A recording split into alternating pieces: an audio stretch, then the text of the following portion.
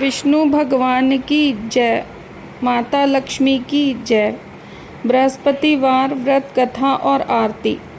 एक दिन महाराज विक्रमादित्य शिकार करने वन गए थे तो महारानी संजना महल में अकेली थी।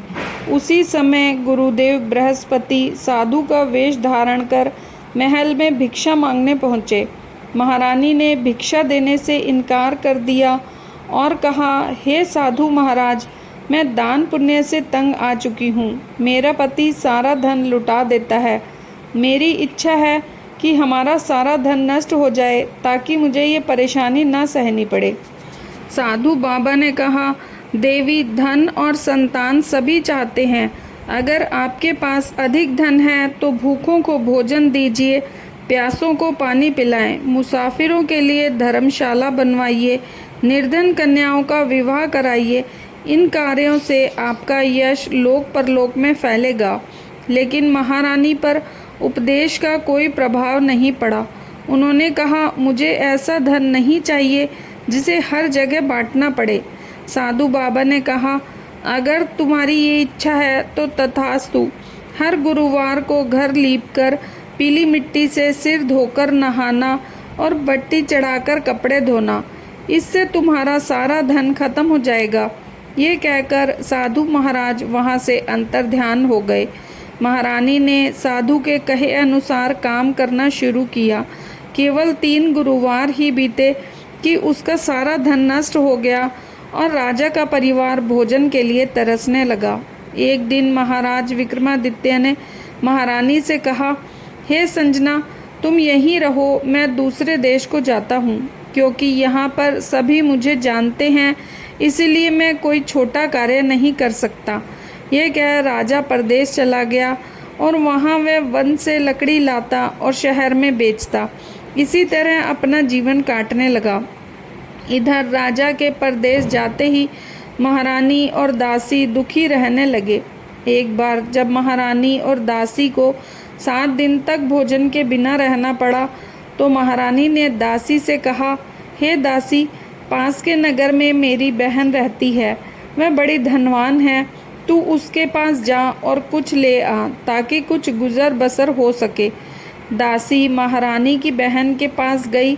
उस दिन गुरुवार था और महारानी की बहन गुरुवार की व्रत कथा और आरती कर रही थी।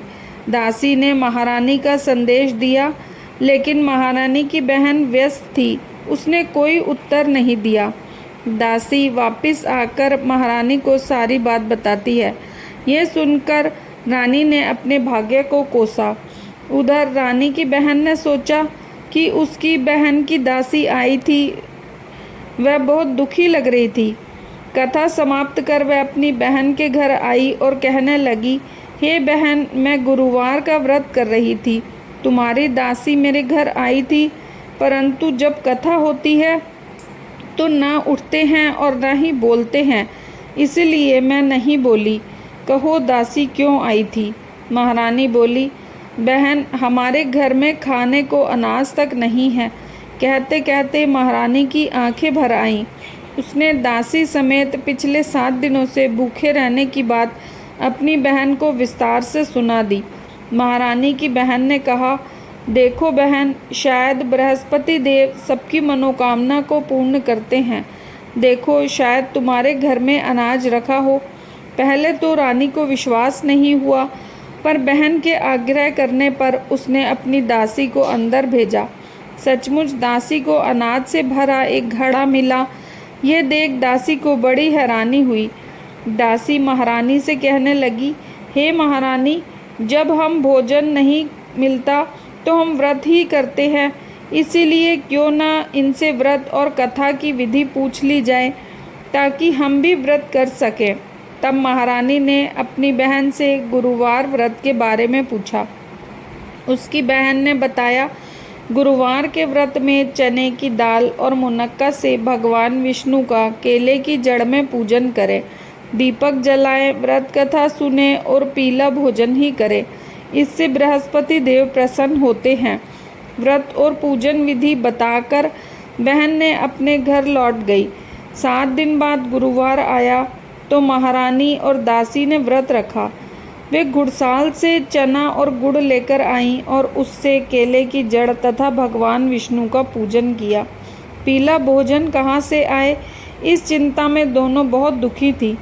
बृहस्पति देव उनसे प्रसन्न होकर एक साधारण व्यक्ति का रूप धारण कर 2 थालों में सुंदर पीला भोजन दासी को दे गए।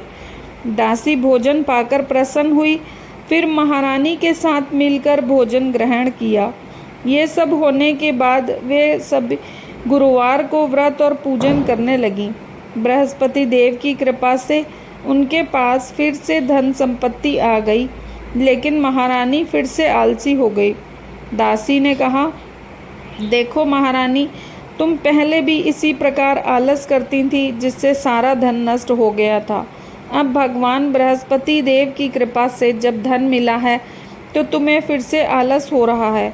दासी ने महारानी को समझाया कि बड़ी मुसीबतों के बाद ये धन मिला है, इसीलिए दान पुण्य करना चाहिए, भूखों को भोजन कराना चाहिए और धन को शुभ कार्यों में खर्च करना चाहिए, जिससे तुम्हारे कुल का यश बढ़ेगा और स्वर्ग की प्राप्ति होगी।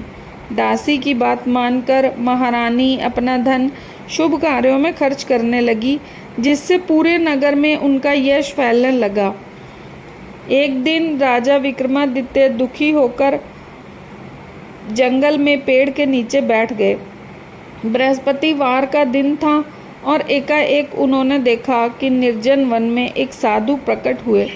वह साधु वेश में स्वयं बृहस्पति देवता थे। लकड़हारे के सामने आकर बोले, हे लकड़हारे, इस सुनसान जंगल में तुम ऐसे क्यों बैठे हो? लकड़हारे ने हाथ जोड़कर कहा, महात्मा जी, आप सब कुछ जानते हैं, मैं क्या कहूँ, और रोने लगे। साधु ने कहा, तुम्हारी पत्नी ने बृहस्पतिवार के दिन बृहस्पति भगवान का निरादर किया है, जिसके कारण तुम्हारी ये दशा हो गई। अब तुम चिंता दूर करके मेरे कहने पर चलो तो तुम्हारे सभी कष्ट दूर हो जाएंगे और भगवान पहले से भी अधिक धन संपत्ति देंगे। बृहस्पति के दिन कथा किया करो।